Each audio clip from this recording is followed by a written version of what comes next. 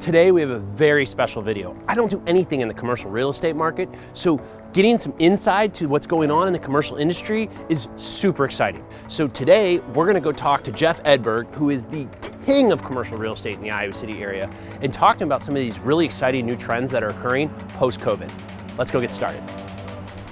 All right, today I have the great pleasure of sitting with the great Jeff Edberg. Yeah, you're patting off, but you are the biggest commercial real estate agent in town, and you're just fascinating and great to talk to. And there's so much going on in commercial real estate right now. People are wondering what's going on post-pandemic in commercial real estate, yet Google just had the largest commercial real estate sale ever in the nation's history, $2.1 billion. And Amazon and Apple, these big titans, are just expanding their commercial real estate footprint. And there's a lot of things going on. So I'm really excited to kind of get a feel of what's going on post-pandemic with you today. And so the first question I have is, Amazon spent all this time being the disruptor of your brick and mortars, right? And now it's going back into brick and mortar. So what is the future of brick and mortar for retail, and what do you see happening there? There are some challenges in describing the market.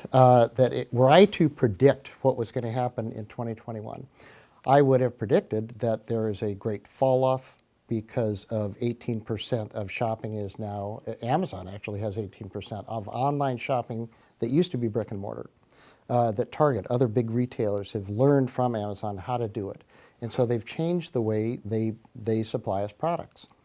Brick and mortar is clearly suffering, but I have had the second best year I've had in commercial real estate this year, and I've been doing it for 44 years. A lot of that's warehouses though too, right? Like they say warehouses is the one thing that's completely like the lowest vacancy rate in the entire nation. I think it's less than 4%. There are four disciplines in real estate, and warehouse has been, depending on the community, at the low end of the food chain. Now it's the most productive, highest selling commodity. Why? I don't know. And the challenge with a lot of the whys is that we are in the middle of the change. When you're in the middle of the change, I can observe and report to you what I see, but I can't tell you why till later. As far as Amazon, if you dial back the clock, Amazon was struggling. I did not get Amazon. A bookstore named Amazon, what's this about? They were making no money and didn't have the online services or the support or anything else. What they did was slowly, over years, built a delivery system. And so Amazon is more of a delivery system than anything else. They employ, I think they're the second largest employer of people in the country. As of about 3 days ago. Huh. Your observation is correct that Amazon has, and it sounds ironic that they've dialed back from being strictly an online, perfecting the online delivery of goods and services to me, a consumer. Right. It's ironic that now they're actually building brick and mortar stores. Sounds like they're competing with themselves. But look at what they've done. They know that I am liable to buy lots of toner cartridges for HP printers. And so when I order a toner cartridge, it's already in Iowa City because they know the shopping habits that I have. Yeah. They know the shopping habits Iowa City has. And so they cluster those so that they can speedily deliver them. Why not put all of those items in a brick and mortar store? And that's what they did. Mm-hmm. They're not competing with themselves. They're already sitting in their warehouse. Now they're just sitting in a store that I might be more liable or comfortable to visit. So the store is almost a warehouse. The store is a warehouse. Which brings to my next question. A lot of people say shopping malls are dead, and there's a lot of discussion. A bunch of shopping malls have been repurposed to either residential plan developments, some to schools. Are there too many shopping malls? What's the future of shopping malls? And this is partly COVID related, but this predated COVID by probably 6-7 years, mm-hmm. that shopping malls are evolving, they're changing.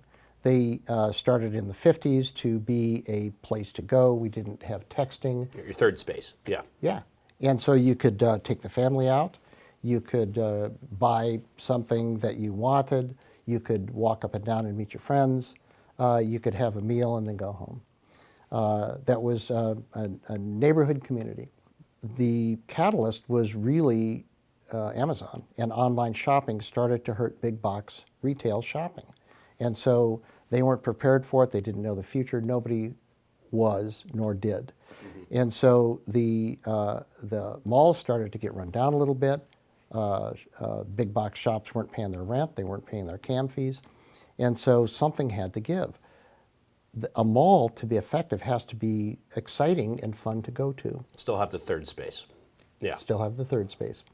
So there are about 25% that have gone in America that have gone dark, which is significant. Yes. And over the next 5 years, there may be another 25% that go dark. Now, that's, as you know, they're big boxes. The Coral Ridge Mall is 1,200,000 square feet of space on a major freeway with lots of parking. What else could you use that for besides retail shops? People are just finding out, and the result is that you mentioned residential spaces. Their malls are often putting a second floor on or using part of the first floor for residential condos. They are deeming this mall now a neighborhood. Yeah. That they've expanded dining from about 8% to 30%. Oh, wow. Of the space is now dining. They've added in WeWork spaces, remote officing space, possibly primary office space. This also hits, COVID was a huge catalyst, but it also hits the millennial way of thinking. That about 4 years ago, that millennials took over the #1 spot from boomers as far as the wealth, as far as the direction of our business trends in America. And so I'm a boomer. I like to own things. I'm a throwaway generation. You're a throwaway generation, but you might lease your car. You might use Office 365 in the cloud. Yeah. I do as well, but I kind of like to have that CD backup. Physical. Yeah. And so with this change of direction, that the fundamental thinking of our society has changed, where this idea of living in a mall is very appealing because it's fun and effective for me to do that. My friends are there. I can rent my Porsche and park it there, and I can go shopping, I can eat, I can work. If I need to go somewhere, I'm right by the freeway and I'll go. I'm not a big mall person, but I like this idea. And it sounds exciting. I think it's happening. appealing to my generation. It's happening, but it requires enormous capital to do that. When you're trying to take a mall and redo the same way it's been going, they're not going to be successful because things have changed too much. I think that Target and some of the big boxes that we have here, Best Buy, have learned that their brick and mortar space is too big, but it's a showroom. Mm-hmm. And from that, they'll have anything ready for pickup or delivery the next day. Yeah. And they've learned how to do that. Amazon taught them, and we are liking this, apparently, because it's continuing to happen.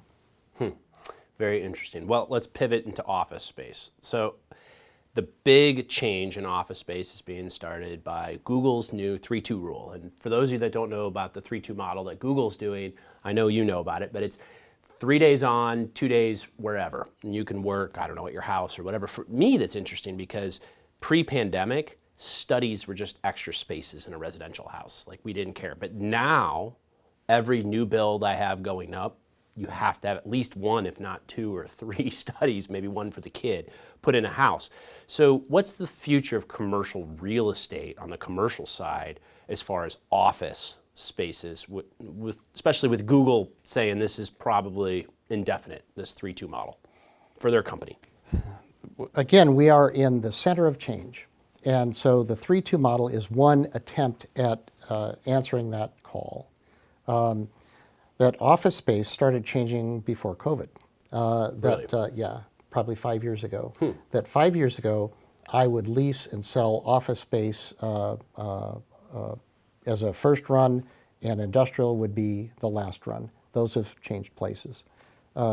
So office space was dwindling. It wasn't, the prices were actually going down, not up, for straight office space.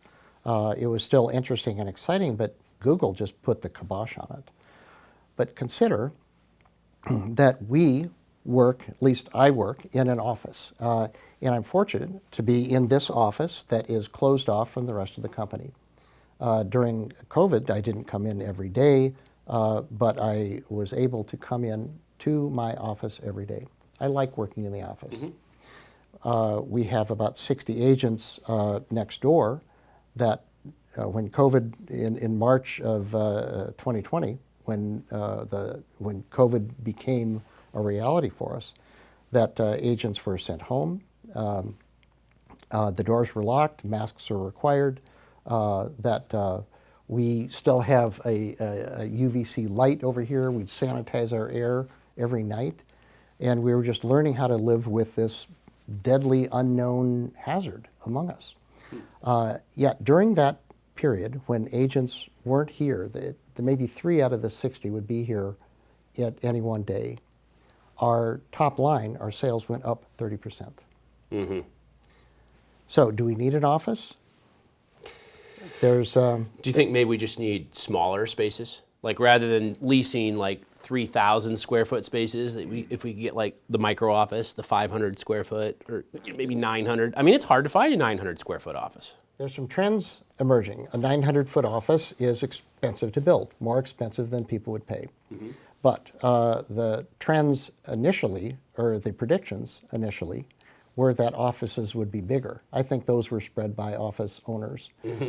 So you could have social distancing within the office, so you need more space. Right. That was a wish and a prayer. It never happened.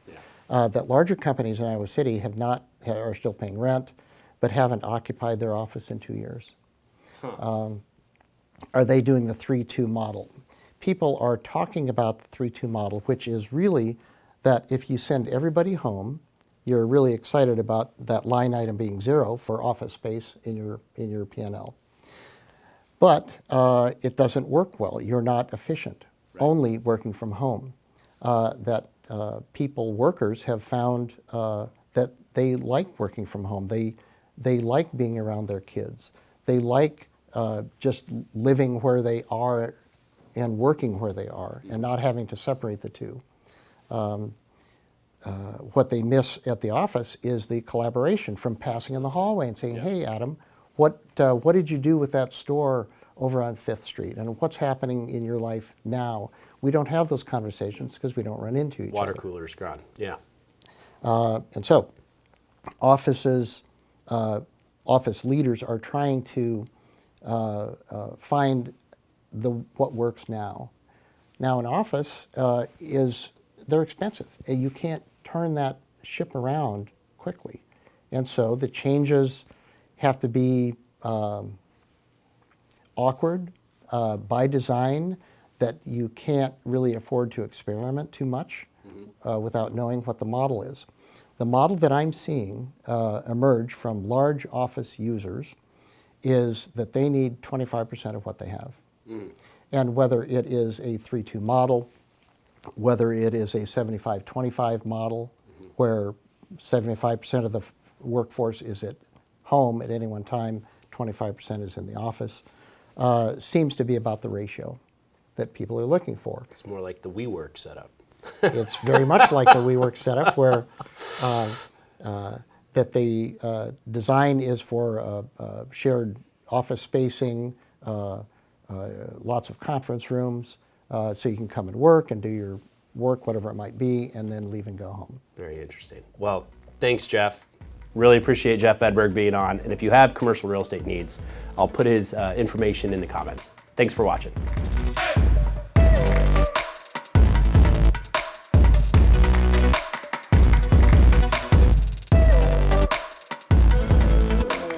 You work with Jeff. You're used to it. I'm going to turn this off. He'll get it. Oh, well, that's mute. Okay. Look at this thing.